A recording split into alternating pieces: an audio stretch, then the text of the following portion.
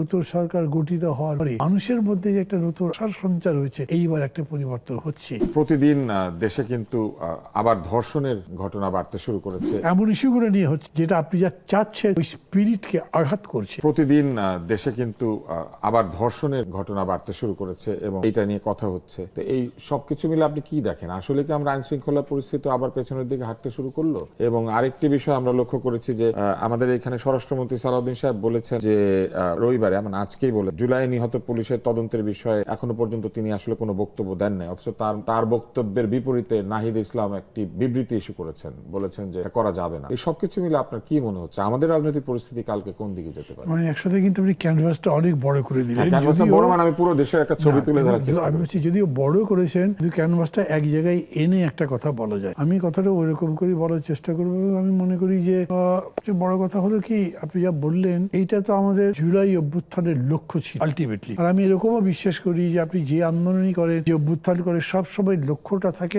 আরো সুন্দর জীবনের জন্য। সেটা সমাজ জীবন, রাষ্ট্রিক জীবন, আমাদের সবার ধারণা ছিল যে উন্নতি হবে, ব্যক্তি পারিবারিক জীবন, সবকিছুতে গুণগত রূপান্তর হবে এবং এটার জন্য একটা সমাজ চেতনা গড়ে তুলতে আসতে হয়। অভ্যুত্থানের সময় এটা হয়েছিল, গ্র্যাজুয়ালি এটা কিন্তু কমতে শুরু করেছিল। আমি বলছি এখন আমার এরকম বোধ হচ্ছে, এটা শুনলে অনেকে হয়তো কষ্ট পাবেন, কিন্তু আমার কথা ভুল হলে তো ভুল, আপনাদের কষ্ট পাওয়ার কিছু নেই, কিন্তু ঠিক পরে রেকটিফাই করা উচিত।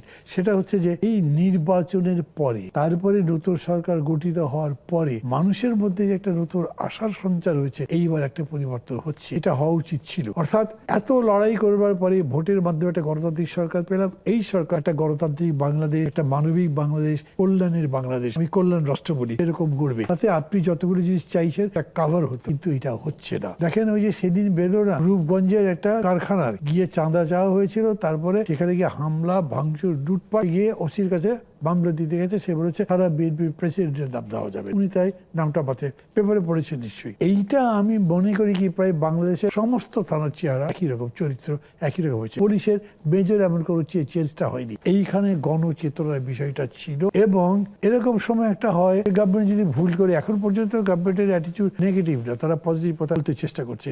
এই যে আপনি একটা ইফতার পার্টির কথা বললেন, ইফতার পার্টিতে প্রাইম মিনিস্টার গেলেন, এরকম কেউ আগে গেছে কিনা আমার মনে পড়ছে না। আমাকে, আমি তো ইফতার পার্টিতে গেছিলাম, ইফতার পার্টির পরে আমাকে কেউ বললো, ভাই এটা তো বাংলাদেশের প্রথম। আমি মনে করতে পারলাম যে কেউ গেছে কিনা। ইটস এ গুড সাইন যে উনি গেছেন। যাওয়ার পরে বক্তৃতা কিন্তু দুইজনই করেছেন, যদিও জামাতের যিনি প্রধান তিনি বেশি করেছেন এবং তিনি খুবই কোঅপারেটিভ একটা বক্তৃতা করেছেন। আমার কাছে মাঝে মাঝে মনে হয়েছে যে ঠিক অপোজিশনের টোন হলো না, একটু বেশি করে কম্প্রোমাইজিং। আর প্রাইম মিনিস্টার আসলে এই টাচ খুবই কম করেছে, উনি সাধারণভাবে বলেছেন ভালো। মানে তারপরেও তারা মিলে কিন্তু বলবার কথা, কমনলি যদি এই অ্যাপ্রোচ করে, আমাদের নিজেদের পজিশনের লড়াই আছে, কিন্তু এই বিষয়ে আমরা একসাথে কাজ করব। আপনি স্পেল আউট করেন, আপনি একটা প্রশাসন ঠিক মতো করবেন, এটা জনপ্রশাসন হয়, একটা পুলিশ করবেন যেটা জনবান্ধব হয়, এটার জন্য এই করবেন। এর বাইরে যদি কিছু ব্যতিক্রম হয়, দলবাজি নয়, চাঁদাবাজি নয়, কোনো কিছু আমরা অ্যালাউ করবো। একটা জাগরণের মতো যদি হতো, তাইলে এটা করতে পারতেন। আমি তো এটা অ্যাবসলিউটলি মিসিং দেখছি। ইস্যুগুলো নিয়ে হচ্ছে যেটা আপনি যা চাচ্ছেন ওই স্পিরিটকে